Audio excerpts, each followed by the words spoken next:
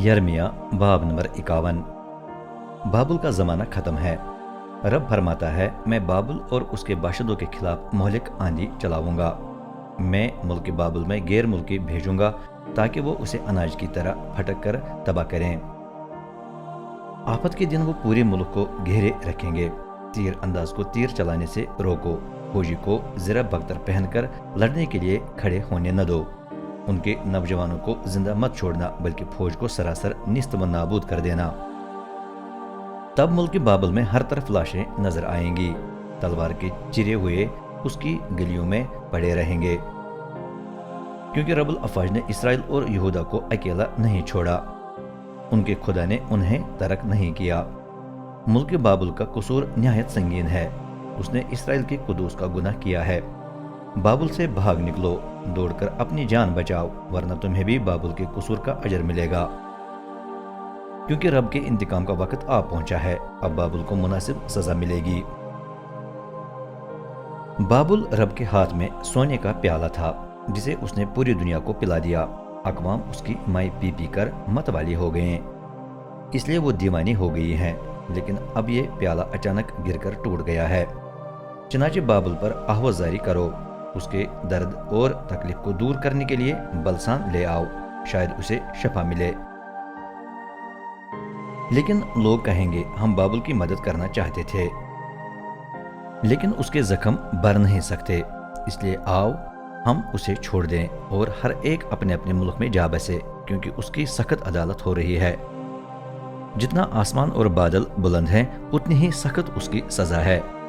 रब की कौम बोले, रब हमारी रास्ते रोशनी में लाया है। आओ हम सियोन में वो कुछ सुनाएं जो रब हमारे खुदा ने किया है। तीरों को तेज करो, अपना तरकश उनसे भर लो। रब मादी बादशाहों को हरकत में लाया है, क्योंकि वो बाबुल को तबाह करने का इरादा रखता है। रब इंतकाम लेगा, अपने घर की तबाही का बदला लेगा। बाबुल की फसील के खिलाफ जंग का झंडा गाड़ दो। शहर के इर्द गिर्द पहरादारी का बंदोबस्त मजबूत करो। हाँ, मजीद संतरी खड़े करो, क्योंकि रब ने बाबुल के बाशिंदों के खिलाफ मनसूबा बांधकर उसका ऐलान किया है, और अब वो उसे पूरा करेगा। ए बाबुल बेटी, तू गहरे पानी के पास बसती और निहायत दौलतमंद हो गई है। लेकिन खबरदार, तेरा अंजाम करीब ही है। तेरी जिंदगी का धागा कट गया है। रब्बुल अफ़वाज ने अपने नाम की कसम खाकर फरमाया है कि मैं तुझे दुश्मनों से भर दूंगा, और वो टिड्डियों के गोल की तरह पूरे शहर को ढांप लेंगे। हर जगह वो तुझ पर फतह के नारे लगाएंगे। देखो, खुदा ही ने अपनी कुदरत से जमीन को खलक किया। उसी ने अपनी हिकमत से दुनिया की बुनियाद रखी, और उसी ने अपनी समझ के मुताबिक आसमान को खीमे की तरह तान लिया। उसके हुक्म पर आसमान पर पानी के जखीरे गरजने लगते हैं। वो दुनिया की इंतहा से बादल चढ़ने देता, बारिश के साथ बिजली कड़कने देता, और अपने गोदामों से हवा निकलने देता है। तमाम इंसान अहमक और समझ से खाली हैं। हर सुनार अपने बुतों के बाइस शर्मिंदा हुआ है। उसके बुत धोखा ही हैं। वो फजूल और मज़ा का खेज हैं। अदालत के वक्त वो नीस्त हो जाएंगे। खुदा जो याकूब का मोरूसी हिस्सा है, इनकी मानद नहीं है। वो सबका खालिक है, और इसराइली कौम उसका मोरूसी हिस्सा है। रब्बुल अफ़वाज उसका नाम है। अब रब बाबुल पर हमला करेगा। ए बाबुल, तू मेरा हथौड़ा, मेरा जंगी हथियार था।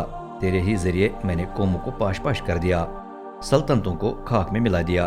तेरे ही जरिए मैंने घोड़ों को सवारों समेत और रथों को रथबानों समेत पाश पाश कर दिया। तेरे ही जरिए मैंने मर्दों और औरतों, बुजुर्गों और बच्चों, नौजवानों और कंवारियों को पारा पारा कर दिया।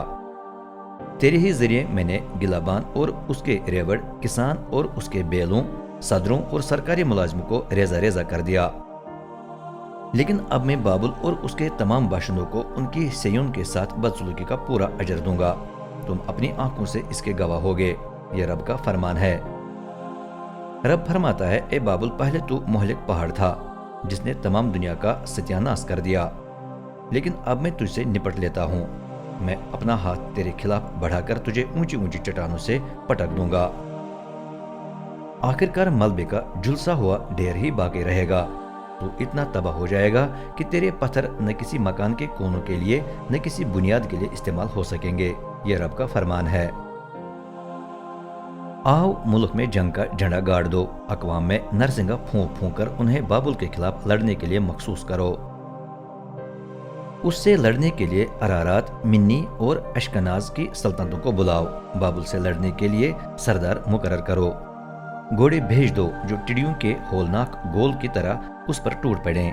अकवाम को बाबुल से लड़ने के लिए मखसूस करो। मादी बादशाह अपने सदरों, अफसरों और तमाम मती ममालिक समेत तैयार हो जाएं। जमीन लरजती और थरथराती है क्योंकि रब का मंसूबा अटल है।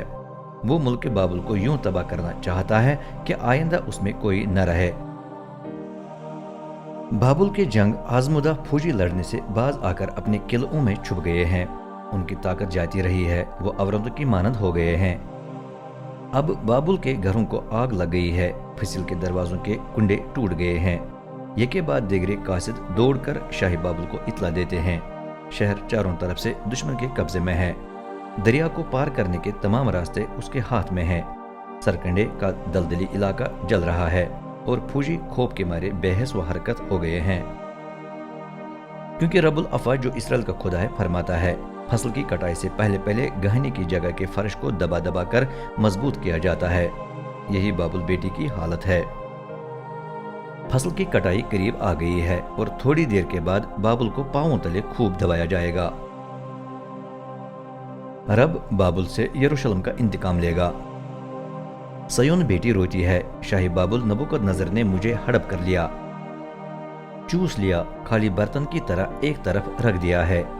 उसने अजदहे की तरह मुझे निगल लिया, अपने पेट को मेरी लजीज चीजों से भर लिया है। फिर उसने मुझे वतन से निकाल दिया। लेकिन अब सयून की रहने वाली कहे, जो ज्यादती मेरे साथ हुई वो बाबुल के साथ की जाए, जो कत्लो गारत मुझ में हुई वो बाबुल के बाशिंदों में मच जाए। रब यरूशलेम से फरमाता है, देख मैं खुद तेरे हक में लड़ूंगा, मैं खुद तेरा बदला लूंगा। तब उसका समुद्र खुश्क हो जाएगा, उसके चश्मे बंद हो जाएंगे, बाबुल मलबे का ढेर बन जाएगा, गिदड़ ही उसमें अपना घर बना लेंगे। उसे देखकर गुजरने वालों के रोंगटे खड़े हो जाएंगे और वो तौबा तौबा कहकर आगे निकलेंगे, कोई भी वहां नहीं बसेगा। इस वक्त बाबुल के बाशिंदे शेर बबर की तरह दहाड़ रहे हैं, वो शेर के बच्चों की तरह गुरा रहे हैं। लेकिन रब फरमाता है कि वो अभी मस्त होंगे, कि मैं उनके लिए ज़ियाफत तैयार करूंगा, एक ऐसी ज़ियाफत जिसमें वो मत वाले होकर खुशी के नारे मारेंगे, फिर अब्दी नींद सो जाएंगे। उस नींद से वो कभी नहीं उठेंगे। मैं उन्हें भेड़ के बच्चों, मेंढों और बकरों की तरह कसाई के पास ले जाऊंगा। हाय बाबुल दुश्मन के कब्जे में आ गया है। जिसकी तारीफ पूरी दुनिया करती थी वो छीन लिया गया है। अब उसे देखकर कौमों के रोंगटे खड़े हो जाते हैं। समंदर बाबुल पर चढ़ आया है, उसकी गरजती लहरों ने उसे ढांप लिया है। उसके शहर रेगिस्तान बन गए हैं। अब चारों तरफ खुश्क और वीरान बियाबान ही नजर आता है, न कोई उसमें रहता न उसमें से गुजरता है। मैं बाबुल के देवता बेल को सजा देकर उसके मुंह से वो कुछ निकाल दूंगा जो उसने हड़प कर लिया था। अब से देगर अकवाम जोक दर जोक उसके पास नहीं आएंगी, क्योंकि बाबुल की फिसिल भी गिर गई है। ए मेरी कौम बाबुल से निकला, हर एक अपनी जान बचाने के लिए वहां से भाग जाए, क्योंकि रब का शदीद गजब उस पर नाजिल होने को है। जब अफवाहें मुल्क में फैल जाएं तो हिम्मत मत हारना, न खौफ खाना, क्योंकि हर साल कोई और अफवाह फैलेगी। जुल्म पर जुल्म और हुक्मरान पर हुक्मरान आता रहेगा, क्योंकि वो वक्त करीब ही है जब मैं बाबुल के बुतों को सजा दूंगा।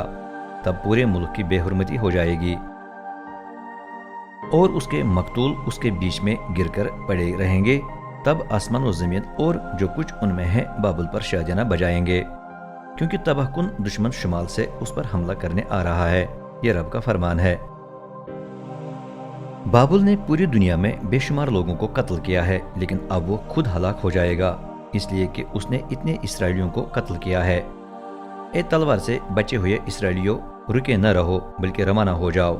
दूर दराज मुल्क में रब को याद करो, यरूशलेम का भी ख्याल करो। बेशक तुम कहते हो हम शर्मिंदा हैं, हमारी सख्त रुसवाई हुई है, शर्म के मारे हमने अपने मुंह को ढांप लिया है, क्योंकि परदेसी रब के घर की मुकद्दस तरीन जगहों में घुस आए हैं। लेकिन रब फरमाता है कि वो वक्त आने वाला है जब मैं बाबुल के बुतों को सजा दूंगा, तब उसके पूरे मुल्क में मौत के घाट उतरने वालों की आहें सुनाई देंगी। ख्वाह बाबुल की ताकत आसमान तक ऊंची क्यों ना हो, ख्वाह वो अपने बुलंद किले को कितना मजबूत क्यों ना करे, तो भी वो गिर जाएगा। मैं तबाह करने वाले फौजी उस पर चढ़ा लाऊंगा, ये रब का फरमान है।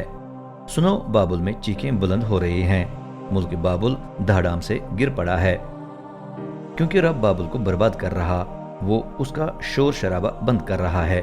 दुश्मन की लहरें मुतलातिम समंदर की तरह उस पर चढ़ रही हैं, उनकी गरजती आवाज फिजा में गूंज रही है, क्योंकि तबाहकुन दुश्मन बाबुल पर हमला करने आ रहा है।